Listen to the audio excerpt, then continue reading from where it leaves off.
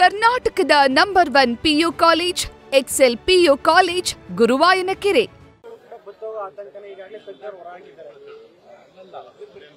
ಭಾರತೀಯ ಜನತಾ ಪಾರ್ಟಿ ನಾವು ಬಹಳ ಸ್ಪಷ್ಟ ಇದ್ದೀವಿ. ಯಾವ DPR ಅನ್ನ ರಾಜ್ಯ ಸರ್ಕಾರ ಮಾಡಿದೆ ಆ DPR ಅವೈಜ್ಞಾನಿಕ ಇದೆ. ಬೆಂಗಳೂರಿಗೆ ಬೇಕಾದಂತ ಬೆಂಗಳೂರಿಗೆ ಸರಿದೂಗುವಂತ DPR ಅನ್ನು ಅವ್ರು ಮಾಡಬೇಕು. ಇಲ್ಲಿ ಪರಿಸರವೇ ನಮಗೆ ಮುಖ್ಯ. ಬೆಂಗಳೂರನ್ನ ಏನಂತ ಕರೀತಾರೆ? ಬೆಂಗಳೂರನ್ನ ಉದ್ಯಾನವನ ಅಂತ ಕರೀತಾರೆ.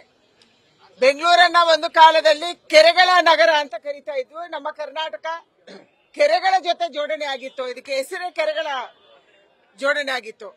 ಆದರೆ ಇವತ್ತು ರಾಜ್ಯ ಸರ್ಕಾರ ದುಡ್ಡು ಮಾಡೋದಕ್ಕಾಗಿ, ಕಮಿಷನ್ ಹೊಡೆಯುವುದಕ್ಕಾಗಿ ಅವೈಜ್ಞಾನಿಕವಾದ DPR ಅನ್ನು ತಯಾರಿ ಮಾಡಿದ್ದಾರೆ. ಇದಕ್ಕೆ ನಾವು ವಿರೋಧವನ್ನು ಮಾಡ್ತಾ ಇದ್ದೀವಿ. ಬೆಂಗಳೂರಿಗೆ ರಸ್ತೆ ಬೇಕು ನಿಜ, ಆದ್ರೆ ಎಲ್ಲಾಗಬೇಕು ಇದು ಬಹಳ ಮುಖ್ಯ. ನೀವು ಸಾಂಕಿ ಟಾಂಕಿಯನ್ನ ಹಾಳು ಮಾಡ್ತೀವಿ, ಲಾಲ್ಬಾಗನ್ನ ಹಾಳು ಮಾಡ್ತೀವಿ, ಕಬ್ಬನ್ ಪಾರ್ಕ್ ಅನ್ನ ಹಾಳು ಮಾಡ್ತೀವಿ, ನಮ್ಮ ಕೆರೆಗಳನ್ನ ಮುಳುಗಿಸ್ತೀವಿ. ಈಗಾಗಲೇ ಕೆರೆಗಳು ಮುಳುಗೋಗಿದ್ದಾವೆ. ಕೆರೆಗಳನ್ನ ರಿಯಲ್ ಎಸ್ಟೇಟ್ ದಂಧೆಗಳು ಪೂರ್ತಿ ನುಂಗಿ ಹಾಕಿದಾವೆ. ಅದಕ್ಕಾಗಿ ಬಹಳ ಸ್ಪಷ್ಟವಿದೆ ನಮ್ದು ನಿಲುವು. ಬೆಂಗಳೂರಿಗೆ ಅಭಿವೃದ್ಧಿ ಬೇಕು, ಆದ್ರೆ ನಮ್ಮ ಪರಿಸರ ಮತ್ತು ಜನರ ಜೀವನದ ಜೊತೆ ಚೆಲ್ಲಾಟ ಬೇಡ. ಸರಿಯಾದ DPR ಅನ್ನ ಮಾಡಿ. ಅಷ್ಟು ತರಾತುರಿಯಲ್ಲಿ DPR ಮಾಡುವಂತ ಅವಶ್ಯಕತೆ ಏನಿತ್ತು?